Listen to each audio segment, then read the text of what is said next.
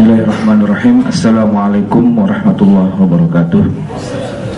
Alhamdulillah, wassalatu wassalamu ala rasulillah nabiyina Muhammadin ibni Abdillah wa ala alihi wa sahbihi wa man tabi'ahu wa nasarahu wa wala, amma ba'du. Hadirin jamaah yang dimuliakan Allah, sesuai dengan dari pendahuluan judul yang akan kita bahas, fikih prioritas. Beda dengan fikih pada umumnya yang bicara tentang bagaimana wudhu, sholat, puasa, zakat, haji, dan nikah dan sebagainya.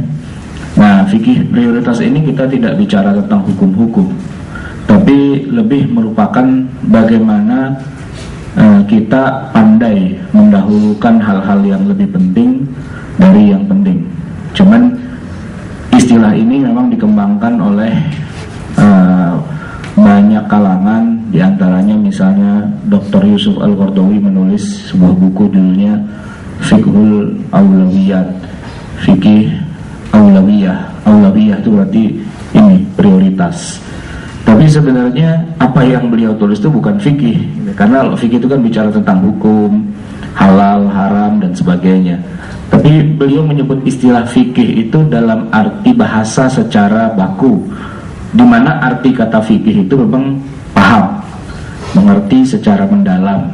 Jadi tahulah seperti apa mana yang harus diprioritaskan. Nah, begitu. Padahal kan kalau kita bicara fikih secara istilah, itu artinya kan al-ilmu bil ahkami syar'iyyah al-amaliyah al-mustanbatah atau al-muktasab min adillatiha at-tafsiliyah. Ilmu tentang hukum-hukum yang sifatnya implementatif, praktis, yang dikerjakan secara nyata, ya seperti gerakan sholat, gerakan tawaf dan sebagainya, yang diambil dari dalil-dalil yang merinci, Quran, Sunnah, Ijma, Qiyas, dan seterusnya. Itu kalau kita bicara fikih secara istilah. Tapi istilah yang fikih yang ini bukan secara istilah. Ini artinya secara bahasa saja. Artinya memahami skala prioritas gitu. Atau saya buat tagline-nya adalah mendahulukan yang lebih penting dari yang penting. Nah, ada jenjang lebih penting, penting, kurang penting, tidak penting, atau tidak ada gunanya malah gitu misalnya. Nah, yang jelas itu ada skala-skalanya. Nah, sebelum kita masuk kepada contoh-contoh mana yang penting, yang lebih penting dan sebagainya, kita akan bicara dulu tentang urgensinya. Kenapa kita harus bahas fikih prioritas ini? Yang pertama tentu karena itu merupakan perintah syariah ya, dari Allah Subhanahu wa Ta'ala, mewajibkan kita untuk selalu seimbang, meletakkan sesuatu pada tempatnya. Kalau kita baca dalam surat Ar-Rahman itu ada salah satu di antara ayatnya berbunyi was-samaa'a rafa'aha wa wada'al mizan. Allah meninggikan langit itu dan meletakkan mizan. Mizan itu bukan penerbit buku. Mizan itu timbangan artinya. Allah tatghaw fil mizan, maka kalian tidak boleh berlebihan dalam menimbang sesuatu, harus pas sesuai dengan kadar ukuran dan prioritasnya. Wa aqimul wazna, dan tegakkanlah keseimbangan itu bil qisti, dengan seadil-adilnya. Wala tukhsirul mizan, dan kamu jangan mengurang-urangi timbangan. Nah, ini kan ayat luas ya maknanya. Nah, salah satu makna yang bisa kita tarik dari sekian banyak tafsir, ma'ani dan seterusnya adalah kita diwajibkan untuk meletakkan segala sesuatu sesuai dengan porsinya, porsi dan skala prioritasnya. Mana yang harus didahulukan, mana yang bisa ditunda, dan seterusnya dan seterusnya. Dan kalau kita belajar ilmu fikih, memang ada berbagai timbangan. Kita mengenal ada yang namanya hukumnya wajib, ada yang sunnah gitu kan. Dalam hal larangan ada yang haram, ada yang makruh gitu. Nah, maka setiap orang itu tidak bisa disamakan, dia harus meninggalkan semuanya misalnya, nggak bisa. Ada yang memang harus dia prioritaskan untuk ditinggalkan, tapi barangkali ada hal-hal yang masih wilayahnya katakanlah ikhtilaf, ada wilayahnya cuman makruh saja gitu, tidak sampai haram, cuman makruh. Nah, tidak boleh disamakan jengkol misalnya gitu ya dengan babi gitu. Walaupun dua-duanya tidak disukai.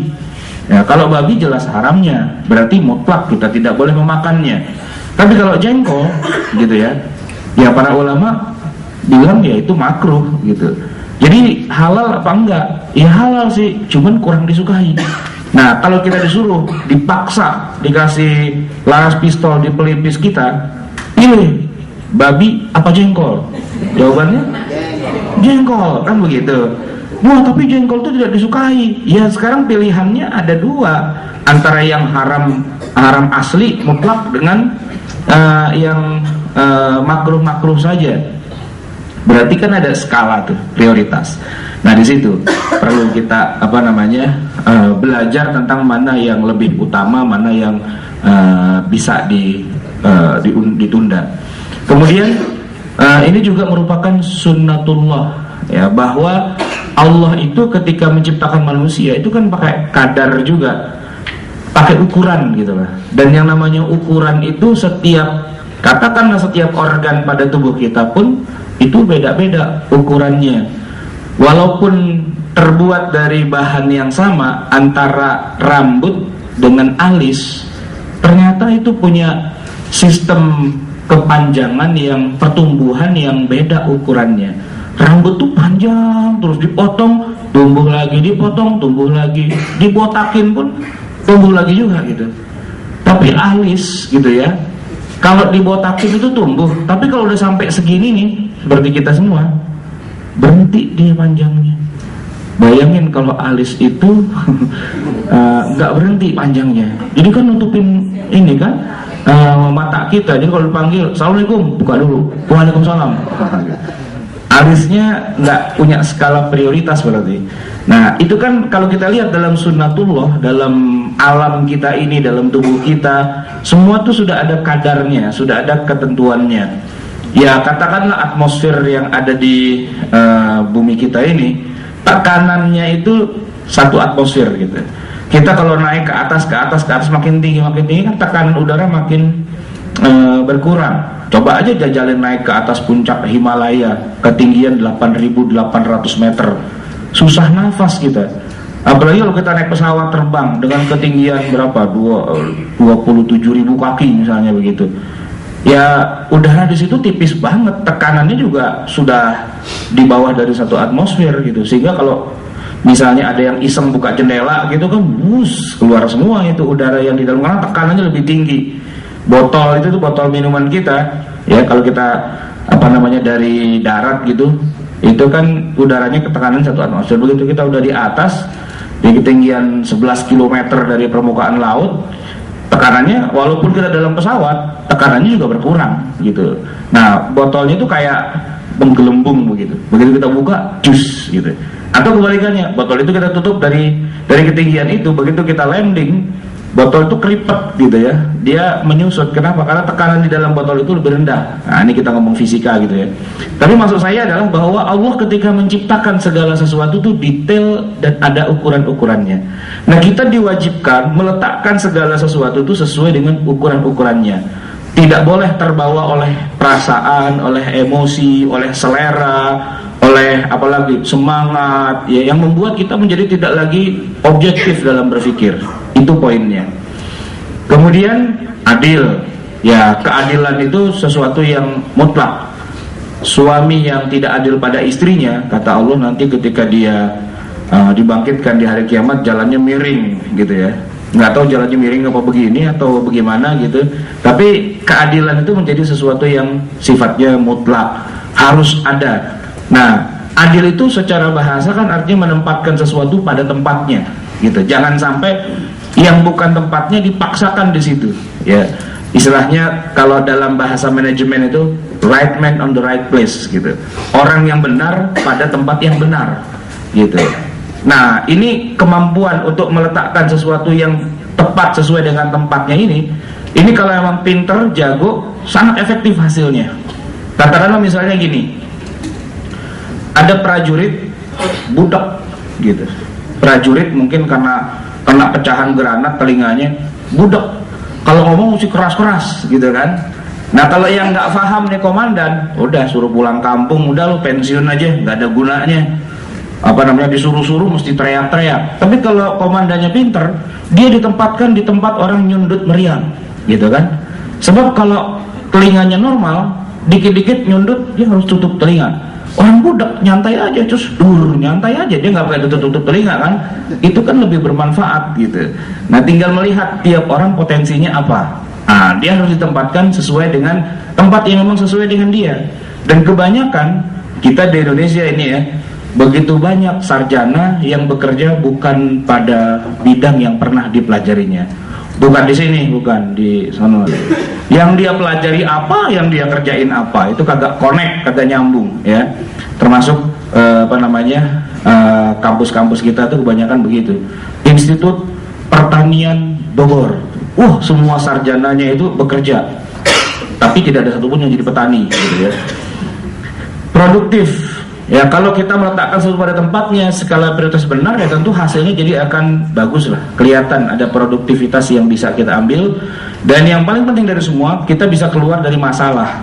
Umat Islam ini problematikanya kusut dan blunder muter-muter, itu gara-gara salah satu yang paling utama itu nggak bisa menempatkan mana yang seharusnya menjadi skala prioritas gitu. Ibarat orang nebang pohon, bener sih kalau yang namanya nebang pohon tuh yang penting kita ada bisa yang kita kita putuskan gitu. Tapi kan nebang pohon kalau mulai dari daun kan repot gitu kan. Daunnya petikin dulu, semua petikin, dan itu batangnya potek-potekin terus lama-lama kulit pohonnya dipakai silet, pakai cutter gitu. Ya nggak selesai-selesai. Karena apa? Kita memulai dari sesuatu yang tidak realistis. Nebang pohon yang benar tuh pangkalnya ambil gergaji besi, potong, jatuhlah pohon itu, selesai. Kita ambil masalah dari pangkalnya dan bukan dari ranting-rantingnya atau furuknya yang nggak selesai-selesai ujung-ujungnya gitu. Itu yang kita bicarakan tentang urgensi fikih prioritas. Nah, sekarang kita bicara tentang bidangnya. Dalam bidang apa saja kita harus menerapkan fikih prioritas ini? Ya dalam semua bidang. Intinya ya seluruh kehidupan kita ini harus kita pandai, faham, ya, faqih gitu dalam meletakkan mana skala prioritas itu. Nah, yang saya sampaikan di sini cuma beberapa contoh saja. Misalnya prioritas dalam membangun sumber daya manusia, itu yang paling sering dilupakan oleh umat Islam gitu. Kemudian misalnya prioritas dalam masalah mendahulukan ilmu dari amal, itu juga sering dilupakan. Prioritas dalam masalah fatwa-fatwa fikih, itu juga sering blunder, sering muter-muter.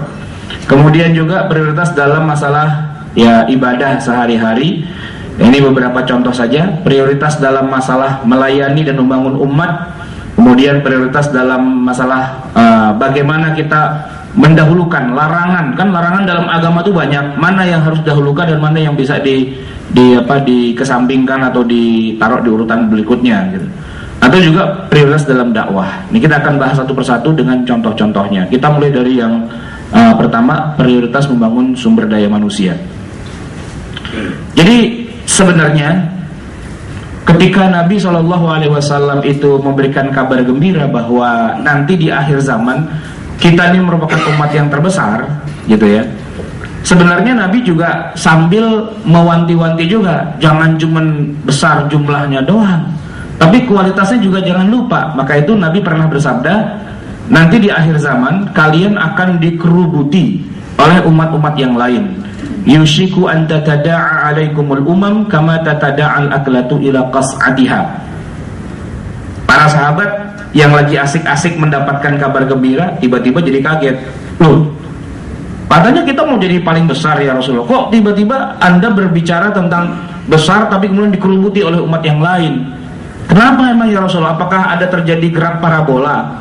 Ya, sekarang kecil, kemudian besar, terus kalau sudah sampai titik yang paling tinggi, kemudian kita runtuh lagi gitu dari segi jumlah, mengecil lagi jadi minoritas. Kata Nabi, enggak.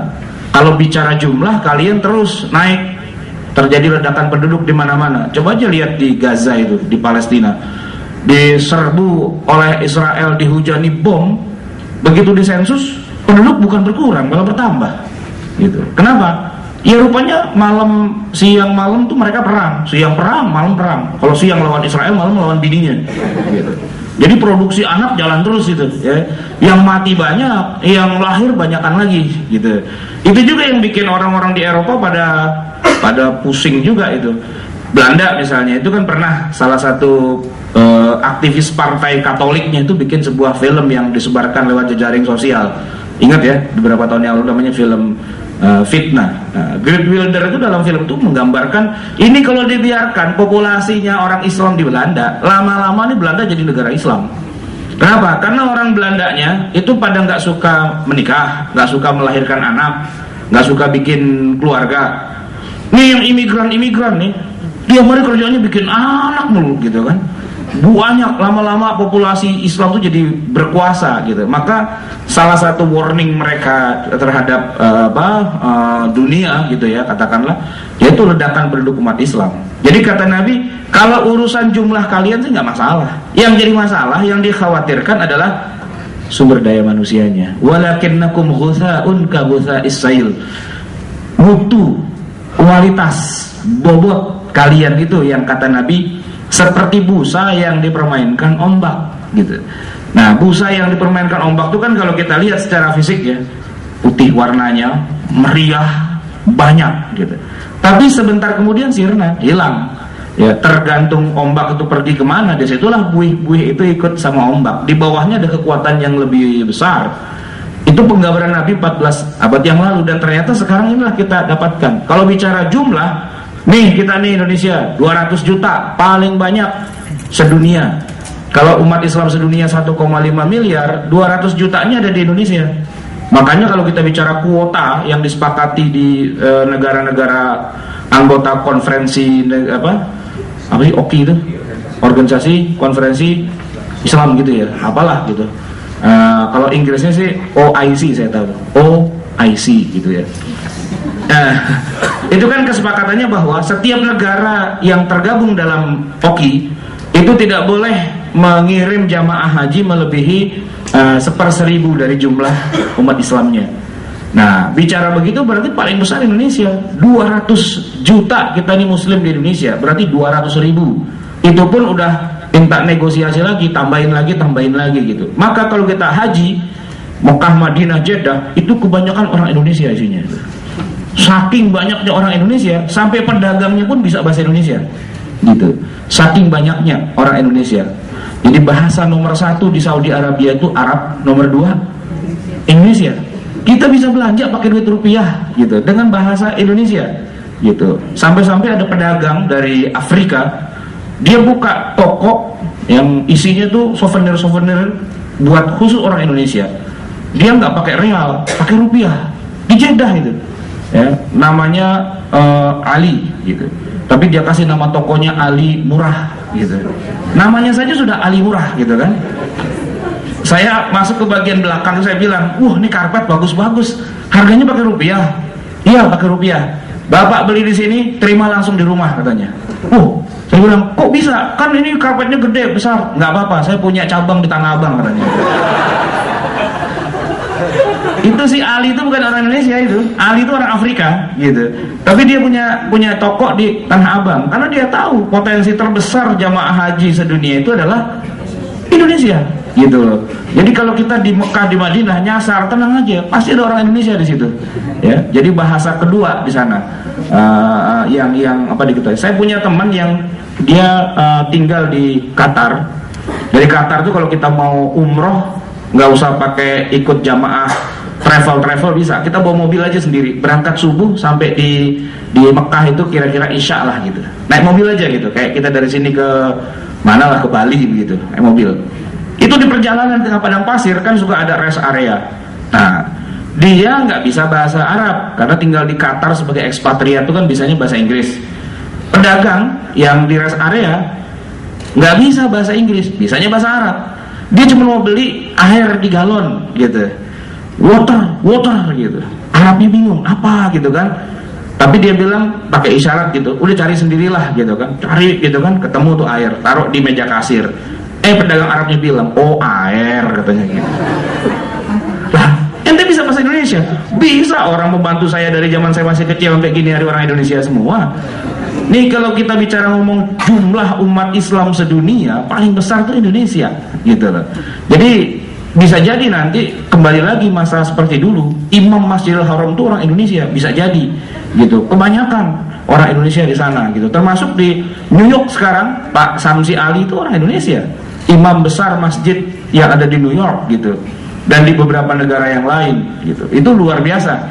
Nah, cuman kan kalau kita bicara tentang kualitas sumber daya manusia kita, keislamannya kayak apa, nah itu yang susah, gitu. Karena kebanyakan kita Islamnya itu Islam turunan aja, beragamanya pun ya agama sebagaimana yang kita dengar saja. Itu Amerika itu sudah diislamkan oleh orang Jawa loh, sejak ratusan tahun yang lalu. Bangsa negara Suriname itu Muslim loh di sana itu. Dan mereka pakai bahasa Jawa berkomunikasinya, bahasa Cilacap gitu, ngapak-ngapak, kepriwek gitu ya, ngomong-ngomong begitu gitu. Dan hebatnya mereka tetap sholat di sana, beda sama budak-budak Afrika yang sampai sana jadi orang Kristen, ya kayak Michael Jackson dan sebagainya, itu kan terkristenisasi. Mereka nih orang Jawa nih nggak jadi orang Kristen, mereka jadi orang Islam, tetap sholat, cuman sholatnya tetap ngadep ngulon gitu. Karena diajarin sama kiainya, nek sholat iku marpo ngulon, katanya begitu. Ngulon ke barat gitu kan. Nah yang diajarin di kampungnya dulu suruh ngadep ke barat. Ya sampai di Amerika pun dia ngulon juga gitu. Mekah di mana bodoh amat, yang penting ngulon kata Mbah Kiai. Nah begitu. Produk kultur budaya memang itu kuat, cuman ya tadi kualitasnya rendah gitu. Kuatnya kuat tapi kualitasnya rendah. Nah maka sekarang ini yang menjadi skala prioritas kita itu memang mengembalikan orang Kristen ke Islam itu bagus ya, menjaga benteng-benteng kita di perbatasan yang sering dikristenisasi itu bagus gitu loh. Tapi jangan lupa ada yang lebih bagus lagi, yang lebih penting lagi, gimana caranya kita melahirkan ini para ulama, pengajar, guru, dosen yang mengerti agama Islam. Sebab dari situlah sebenarnya nanti ilmu-ilmu keislaman itu bisa disampaikan gitu. Contoh nih kita nih Muslim perkotaan ya, kita kan nggak dapat gizi yang baik tentang agama sejak kita masih SD, SMP, SMA, kita nggak dapat gizi yang baik tuh tentang ilmu-ilmu agama. Makanya udah gini hari baru rajin sholat gitu, udah gini hari nih baru bicara tentang wah pengen dakwah, pengen jadi aktivis, pengen jadi macam-macam lah gitu, pengen belajar Iqra misalnya gitu. Ya nggak di sini, kalau di sini mah udah hafiz Quran semua lah insyaallah gitu ya. Gitu. Nah masalahnya adalah kita kekurangan ulama gitu, kekurangan ulama, kekurangan pengajar, kekurangan guru, dosen yang betul-betul memahami syariat Islam secara benar gitu. Guru-guru kita, dosen-dosen kita, pengajar kita itu kebanyakan ya produk asal jadi aja, yang penting lulus gitu, yang penting LC gitu ya. Kita kebanyakan masih berpikir asal LC berarti ustadz nih gitu, asal LC berarti ngerti syariah, padahal enggak juga. LC itu apa sih? Lulusan condet gitu kan. LC itu adalah gelar untuk S1 di negara-negara Timur Tengah. Seluruh gelar S1 itu pakai gelar LC. Apa saja fakultasnya?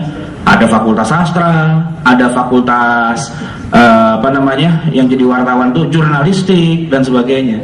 Saya dulu sering ngaji sama ustadz-ustadz yang LC. Begitu sekarang saya buka biografinya, wah wartawan gitu kan. Wah ternyata bidangnya bukan itu. Pantesan dulu gua tanya dia kagak bisa jawab gitu kan. Kenapa? LC-nya mah LC, tapi bukan orang yang ngerti syariah. Itu yang jadi masalah. Nah kita nih yang udah melek agama, melek informasi keislaman, kadang-kadang masih terkecoh juga. Apalagi yang lebih awam lagi itu, ya kan? Begitu lihat peci, baju koko, tasbih, sorban muter, ustadz, gitu kan? Iyalah, apalagi pintar ngelawak, apalagi masuk TV, apalagi ya sudahlah, jadilah narasumber gitu ya. Yang mereka pun juga ya harusnya tahu diri sih, tapi ya mumpung kesempatan tuh gimana. Saya pernah 2 Ramadan yang lalu dijemput sama salah satu panitia ceramah Ramadan buka puasa. Dalam perjalanan tuh yang ngundang tuh bilang gini, Ustaz, saya mau bikin pengakuan nih. Kenapa? Sebenarnya yang kita undang nih bukan antum katanya. Loh, emang kenapa? Ya tadinya ada ustadz yang ya cukup terkenal lah, sering nongol di TV. Harusnya beliau gitu. Tapi ternyata kita kurang sepakat gitu. Maksudnya kurang sepakat gimana? Waktunya dia nggak bisa? Enggak sih, waktunya bisa. tarifnya yang nggak sepakat. Hah, tarifnya? Emang minta berapa? Ya ustadznya sih nggak minta gitu, cuman manajernya gitu.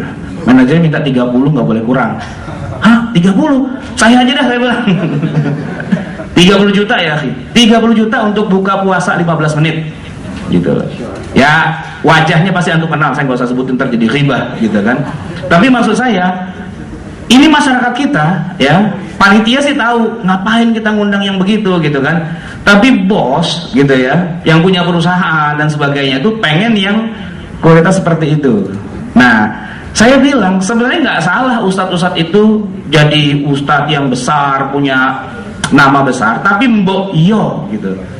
Mbok iyo para ustadz tuh ya belajar yang benar juga gitu. Jangan dia mumpung gua ngetop ceramah sehari bisa 12 tempat gitu. Dari subuh sampai ketemu subuh lagi 12 tempat, bayangin gitu kan. Terus belajar agamanya kapan? Terus belajar syariahnya kapan? Terus belajar hukum-hukum Islamnya kapan? Masa umat mau dibohongin terus dengan dengan gerakan-gerakan, dengan koreografi, dengan lucu-lucuan gitu. Nggak menyelesaikan masalah. Karena orang bukannya mendapatkan tuntunan agama, tapi cuma sekedar mendapatkan tontonan gitu. Cuma nonton doang gitu. Nah, yang udah sering mengundang, sering datang, paling bilangnya begini, Ustaz, materinya sama aja, yang kemarin sama juga. Udah dari dulu begitu, itu aja materinya terulang-ulang. Ya saya bilang, itu kan bukan ustadz, itu kan motivator. Ya kalau motivator ya isinya itu juga. Ya cuman memberi motivasi. Tapi bukan ilmu. Kalau ilmu, no, saya bilang. Tuh, Al-Majmu' Syarah Muhadzab 27 jilid. Baca tuh dalam pengajian kita. Sampai botak-botak situ. Itu isinya ilmu gitu.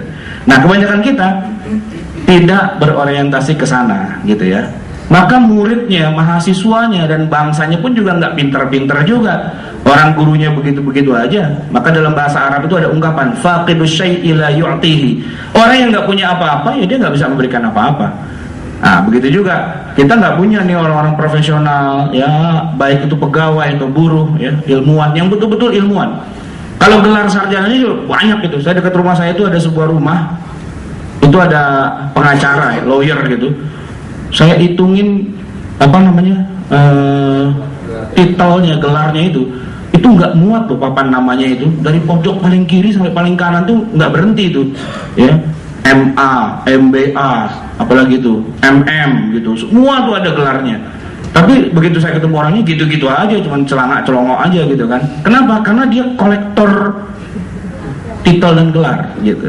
Nah, itu bangsa kita gitu, bukan orang yang profesional. Yang ditonjolkan itu adalah gelar-gelarnya gitu kan. Baik.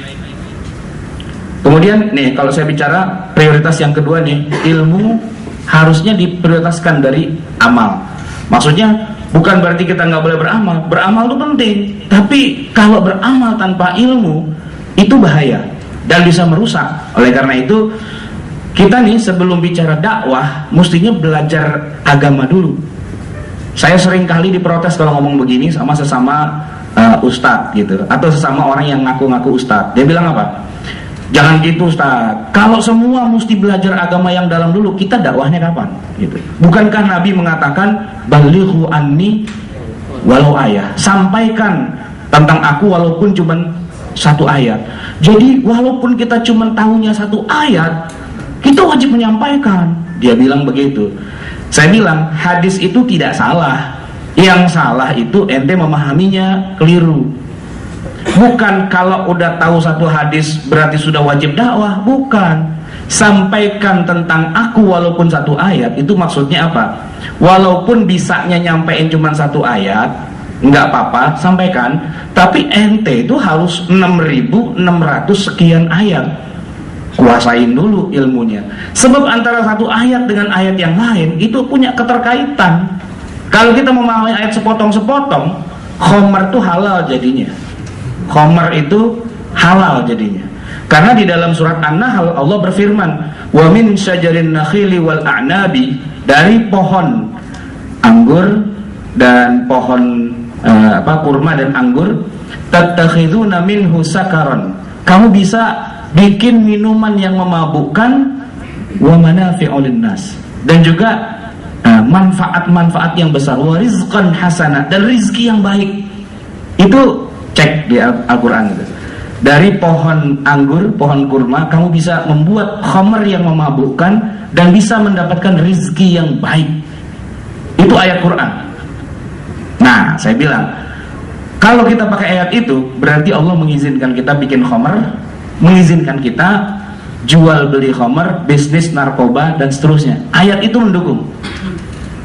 Terus, nah makanya belajar satu ayat, karena ada ayat yang lain yang menghapus keberadaan ayat itu. Nah, sampai akhirnya kemudian turun ayat yang terakhir, innamal khamru wal maisir wal ansab wal azlamu rijsun min amali syaitan fajtanibuhu. Nah, itu kan ayat yang turun berikutnya menghapus ayat sebelumnya, menghapus lagi ayat sebelumnya, dan begitulah bahwa selama 23 tahun Nabi berdakwah itu ada proses tasyri'. Tasyri' itu artinya proses pensyariatan. Yang sebelumnya halal berubah jadi tidak halal, yang tadinya tidak halal berubah jadi halal. Nah, kalau kita cuma cuplik gitu ya, terus ceramah, terus nyampaikan ke tengah masyarakat, kacau balau. Nih contohnya nih, kan dikit lagi kita mau masuk Ramadan. Pernah nggak dengar ada ustadz ceramah begini? Apabila kita sedang sahur, lalu kita dengar suara azan, teruskan saja sahurnya. Pernah dengar nggak? Ya kan? Teruskan saja sahurnya sampai kemudian makanannya selesai. Kan kita mikir, emangnya nggak batal gitu? Ada hadisnya, dia bilang begitu. Memang ada hadisnya Sahih Bukhari dan juga Muslim. Cuman itu kan satu hadis, padahal ada hadis yang lain yang memberikan penjelasan bahwa Nabi itu mengatakan begitu bukan buat azan subuh, tapi azan yang pertama, azan yang diucapkan oleh Bilal.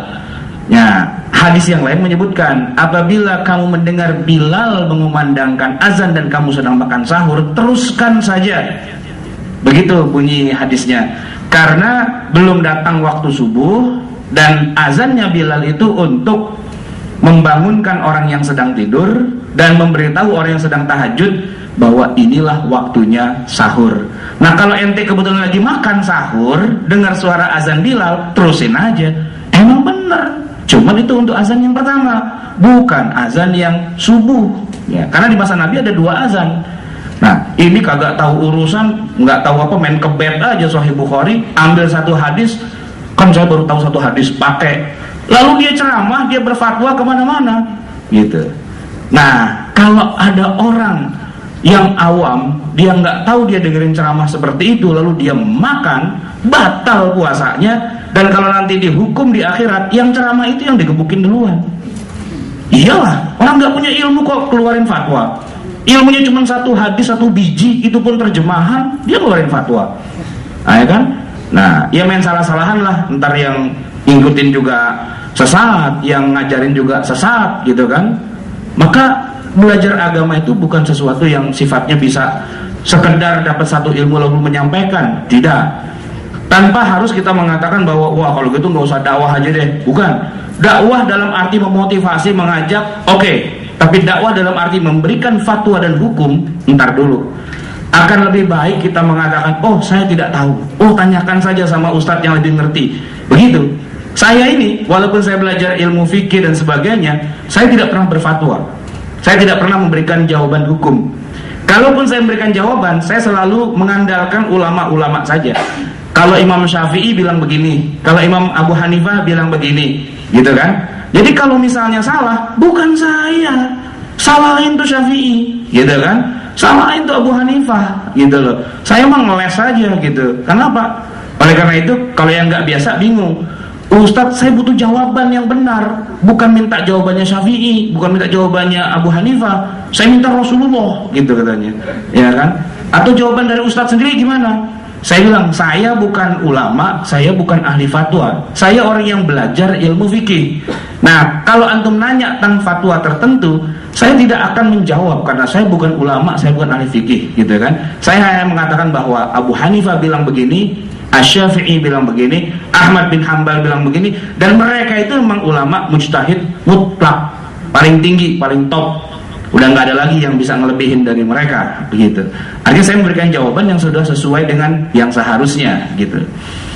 Baik, prioritas pemahaman dari hafalan.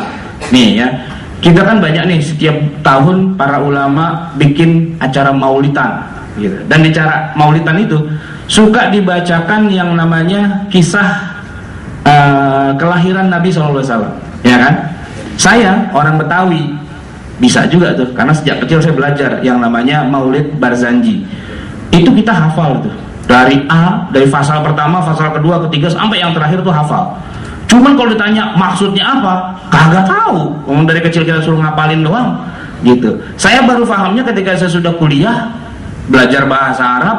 Oh gitu ternyata isinya. Oh gitu. Nah, oleh karena itulah maka biasanya di maulidnya orang NU, masyarakat tradisional, setelah pakai asrokol, setelah pakai maulidan yang Barzanji, pakai robana dan sebagainya, di bagian akhir tuh ada acara namanya mauizah hasanah, ceramah.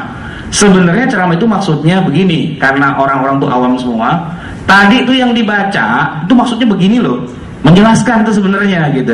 Cuman yang ceramah juga gak paham juga tadi isinya apa. Jadi dia bawa lagunya lah. Kalau dia orang politik dia bawa politiknya, kalau dia orang salafi bawa salafinya, kalau dia orang jamaah tablik bawa tabliknya. Udah sesuai dengan kepentingan masing-masing. Bukan menjelaskan tadi apa yang harusnya dijelaskan. Harusnya kan dijelaskan.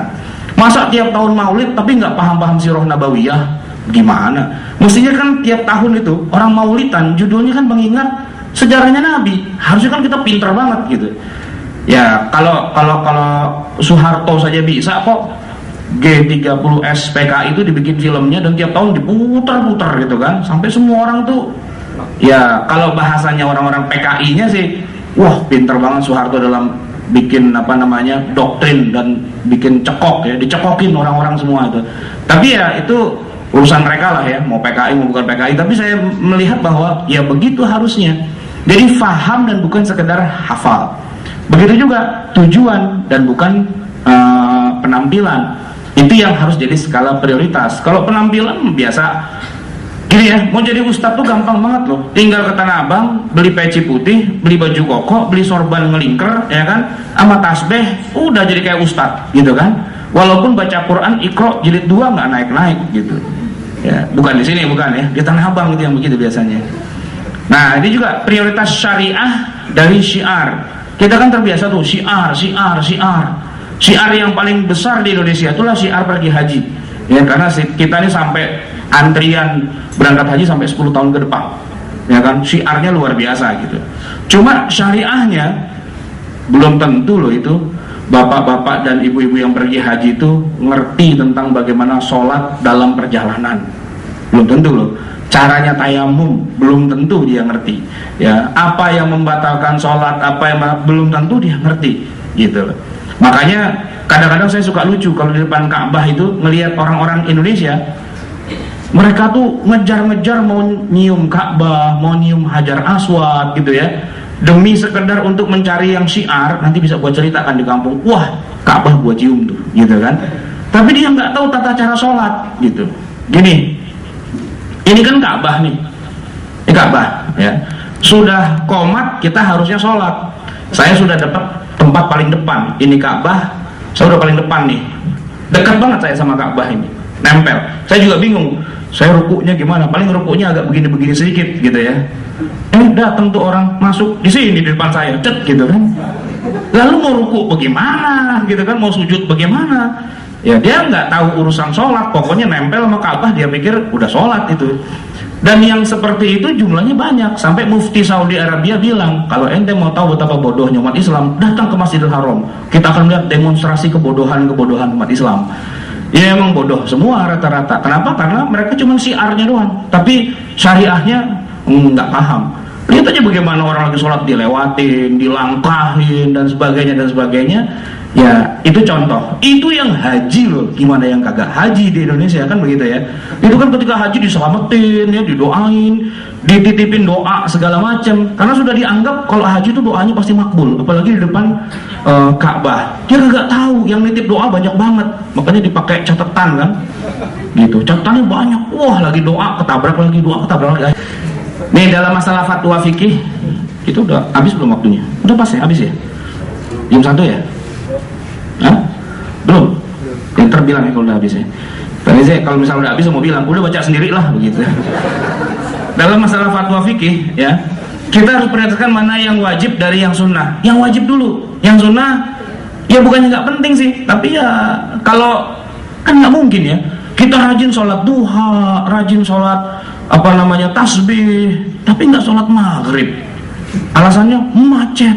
Ya jelek banget alasannya itu. Kalau nanti ditanya di akhirat sama malaikat, ini dilihatkan rapotnya kan, tasbih, bagus kata malaikat, duha, bagus. Begitu ke bed lagi, ini maghrib kenapa bolong semua? Macet malaikat, tampol malaikat. Habislah itu. Kenapa? Yang wajib malah nggak dikerjain, yang sunnah dia uber-uber. Ini kelemahan kita, karena nggak bisa bedakan mana sunnah mana wajib. Sunnah itu kan kalau nggak dikerjain nggak dosa, ya kan?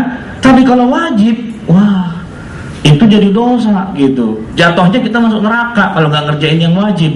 Kalau cuman yang wajib doang, nggak pernah ngerjain yang sunnah, ya kalau dibandingin daripada ninggalin wajib, ngerjain sunnah, mendingan ngerjain wajib, ninggalin sunnah. Kalau bicara perbandingannya seperti itu, ya sekarang pilih aja, masuk neraka, digepukin dia dan sebagainya, atau masuk surga tapi emang pahalanya nggak banyak, jadi surganya paling rendah, surga ngemper gitu ya.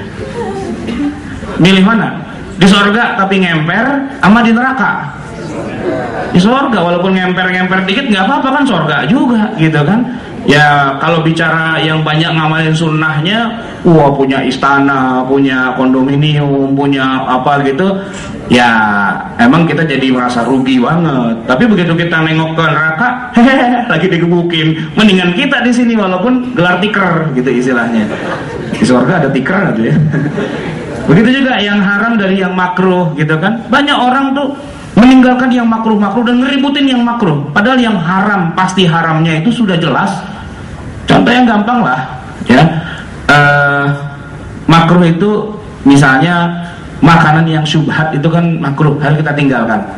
Katanya itu bakso di sana itu katanya ada babinya gitu.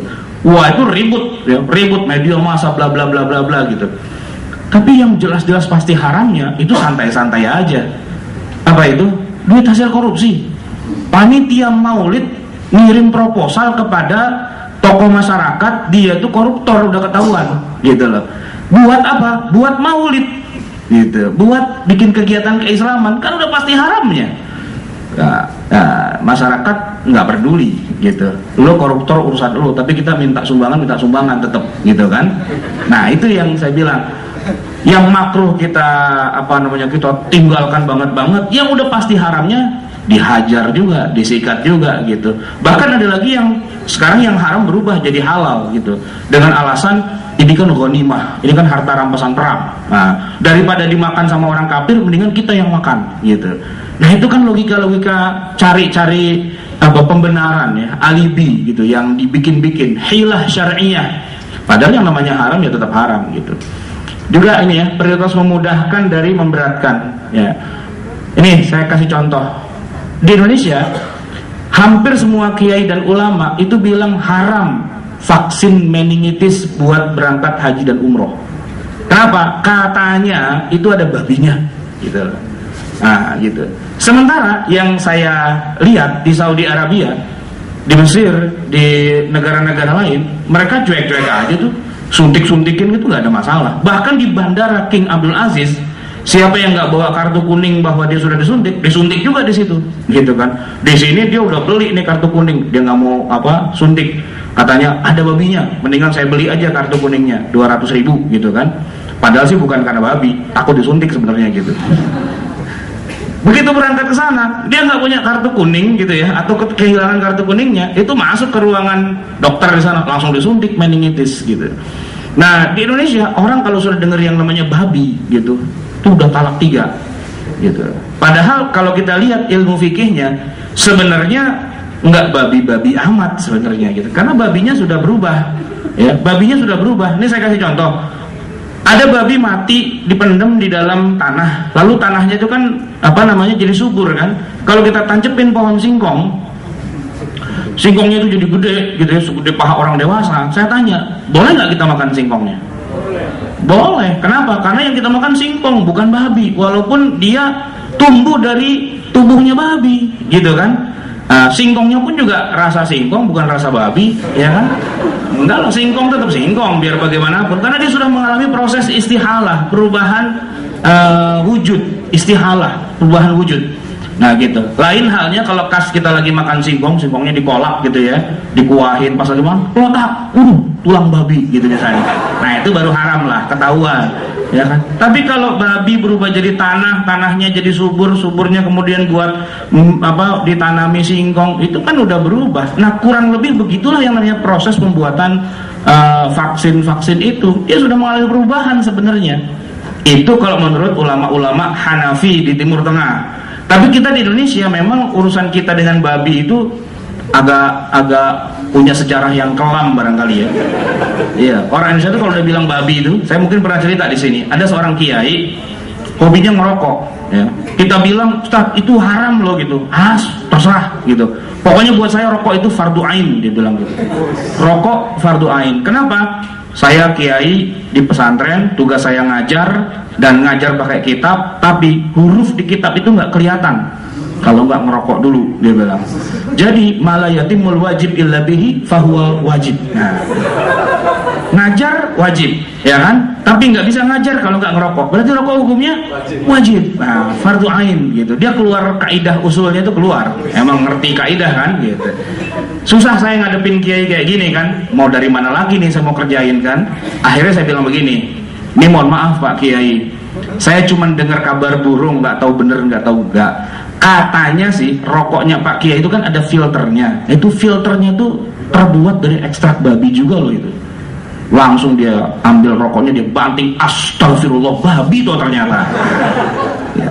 Pakai logika yang lain nggak ketemu. Begitu kita bilang babi langsung dibuang sama dia, gitu kan? Itu menunjukkan bahwa antara bangsa Indonesia, kiai-kiai Indonesia dengan babi itu udah punya hubungan yang buruk selama ini. Hubungannya buruk gitu. Ya karena dalam mazhab Syafi'i itu babi sekali babi tetap babi memang. Dia tidak bisa berubah menjadi sesuatu yang lain. Ya. Kan gini, ada bangkai itu mati, kulitnya itu kalau kita samak dia bisa berubah jadi suci. Jadi harimau mati meninggalkan apa? Belang. Nah, kulit yang belang itu kalau kita samak itu berubah jadi suci. Bisa kita pakai bikin jaket, tas dan sebagainya. Boleh sholat pakai jaket terbuat dari kulit macan tuh boleh. Karena memang hadisnya ada banyak yang bunyinya salah satunya ayyuma ihabin dubil faqat tahura. Semua kulit bangkai kalau disamak dia berubah jadi suci. Tapi mazhab Syafi'i bilang illal khinzir katanya. Kecuali babi gitu. Sekali babi tetap babi. Nah, maksud saya gini, dalam kasus-kasus di tengah masyarakat yang kita masih ribut di masalah babi apa dan sebagainya gitu. Mestinya fatwanya itu kita cari yang memudahkan saja gitu. Bukan maksudnya memudah-mudahkan agama, tapi ketika ada khilaf antara ulama A, ulama B, ulama C, jumhur ulama mengatakan boleh. Lalu ada satu ulama bilang tidak boleh. Ya, kalau buat kita pakai pribadi nggak apa-apa, kita cari yang susah. Tapi kalau buat berfatwa kepada masyarakat, justru kita kasih yang lebih mudah. Toh jumhur ulama mengatakan boleh. Makanya Imam Ahmad bin Hanbal itu pernah ditanya, wahai Imam, air yang ada di genangan tanah itu, air hujan itu ya, itu najis nggak sih? Kalau terkena cipretan, baju kita kena cipretannya itu najis nggak sih? Apa jawab beliau? Tidak najis. Logikanya, air hujan itu suci dan tanah itu pun suci. Nah, suci ketemu suci nggak bisa jadi najis, gitu kan? Berarti air blok di tanah itu dia suci. Kotor itu lain urusan. Tapi kalau bicara suci, suci. Gitu. Wah, semua pada paham. Suatu hari Imam Ahmad jalan dari rumah ke masjid, ngelewatin yang becek-becek itu, kecipratan dia. Ya, saya nggak tahu pakai sendal jepit atau gimana. Kalau pakai sendal jepit itu ya, kan jalan cek, basah gitu kan di belakangnya. Nah, rupanya beliau tidak jadi ke masjid. Pulang, ganti baju. Nah, murid-muridnya bilang, ini Ustadz kagak konsekuen. Katanya kagak apa-apa. Oh, dia ganti baju, gitu kan? Tanya, Ustadz, katanya kalau kena becekan nggak apa-apa buat sholat gitu. Kok Anda pulang ganti baju? Imam Ahmad menjawab, hadza fatwa wa hadza taqwa. Gitu. Yang tadi itu fatwa. Fatwanya memang begitu. Silakan kalau Anda bajunya cuma satu, sholat aja, nggak usah pakai alasan kagak sholat dengan alasan wah baju saya kotor gitu kan, jadi nggak sholat. Bukan begitu. Nah, sementara saya kenapa pulang lagi? Ini urusan takwa saya kepada Allah. Saya ingin ketika menghadap Allah, baju saya yang putih bersih, nggak ada becek-becekannya, biar nilai pahalanya lebih tinggi. Tapi ente kalau mau ganti nggak masalah. Harusnya begitu. Kepada umat kasih fatwa yang mudah, tapi buat diri sendiri mau yang susah-susah nggak masalah. Jangan dibalik gitu loh. Buat umat kasih yang susah, kalau dia nggak apa-apa gitu kan. Pada umat kita harus hidup merakyat, harus hidup sederhana. Dia yang mobilnya 3 gitu kan nggak konsekuen, nggak sesuai. Mestinya kalau buat umat itu kasih yang mudah ya, dimudah-mudahkan. Kalau memang ada dalilnya yang bisa memudahkan, kasih. Nah buat dirinya pengen yang lebih tinggi, ya nggak apa-apa juga. Misalnya ada orang nanya, Ustadz kalau habis sholat Assalamualaikum warahmatullahi wabarakatuh, langsung jalan boleh nggak? Langsung pergi. Jadi doanya Allahumma lantas jalan gitu. Boleh, jawabnya gitu kan. Yang penting sholatnya udah dapat gitu. Tapi bahwa kita sebagai yang ngasih fatwa itu habis sholat kita baca doa dulu, kita berzikir dulu, kita sholat ba'diyah dulu, itu kan buat menambah diri kita. Jangan dibalik, umat diomel-omelin, habis sholat langsung pergi, nggak doa, nggak zikir, dia langsung pulang gitu kan, repot itu. Nah itu yang harusnya disesuaikan dengan skala prioritasnya. Udah cukup ya? Baik, ini masih panjang, baca sendiri gitu ya. Gitu. Insya Allah kitab atau bukunya bisa di-download gitu. Kitab buku fikih prioritas yang ditulis oleh Dr. Yusuf Qaradawi sudah dalam bahasa Indonesia. Ketik saja di Google fikih prioritas. Antum pasti akan menemukan, kalau nggak salah itu ditulis di Isnet gitu ya, itu udah lengkap, tinggal dibuka-buka, di-download dan sebagainya gitu. Saya pun juga ngambil itu tadi dari sana juga gitu ya. 1 jam sebelum sekarang ini saya searching dapat, dan inilah yang bisa saya sampaikan, semoga bermanfaat. Hadanallahu wa iyyakum ajma'in wa lafikum. Wassalamualaikum warahmatullahi wabarakatuh.